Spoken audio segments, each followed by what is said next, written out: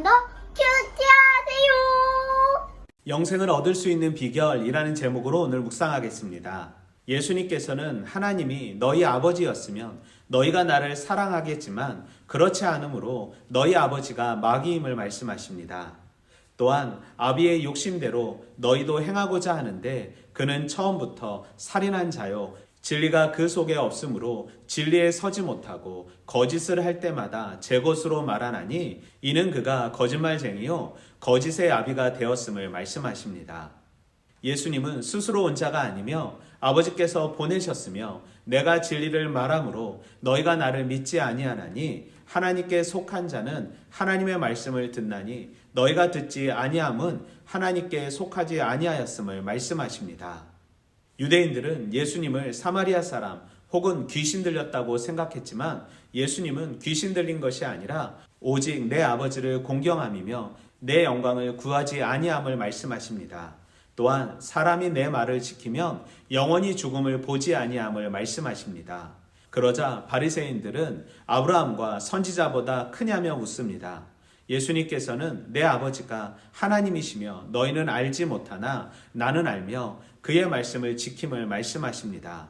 또한 너희 조상 아브라함은 나의 때 볼 것을 즐거워하였다가 보고 즐거워하였다고 말하자 유대인들은 50이 되지 못하였는데 그럴 수 없다고 말하자 예수님께서는 내가 아브라함이 나기 전부터 내가 있었음을 말합니다. 그러자 그들이 돌로 치려 하자 예수님께서는 숨어 성전을 나가십니다.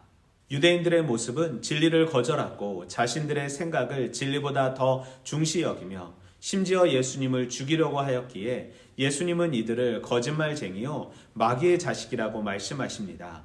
마귀는 하나님의 선하심을 부정하고 자신 스스로가 선악의 기준이 되어 사람들을 유혹함으로 사람과 하나님과의 관계를 깨는 존재입니다.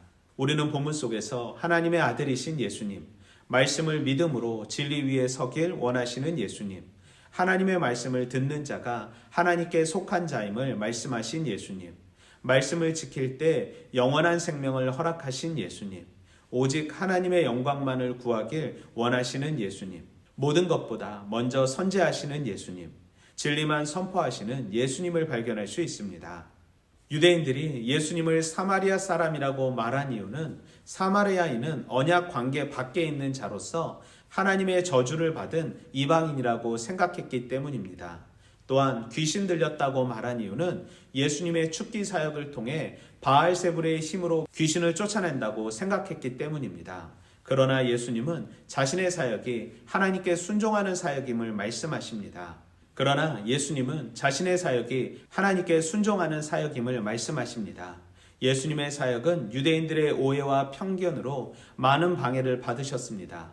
유대인들이 예수님을 구주로 믿지 않은 이유는 정확했습니다.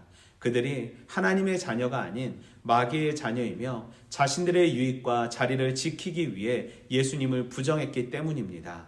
영원한 생명을 얻을 수 있는 비결은 오직 하나님의 말씀을 듣고 지킬 때입니다. 어둠의 영역에서 빛의 영역으로 옮겨진 삶이 성도의 삶입니다. 그러니 우리의 삶은 언제나 말씀과 동행하는 삶이어야 합니다.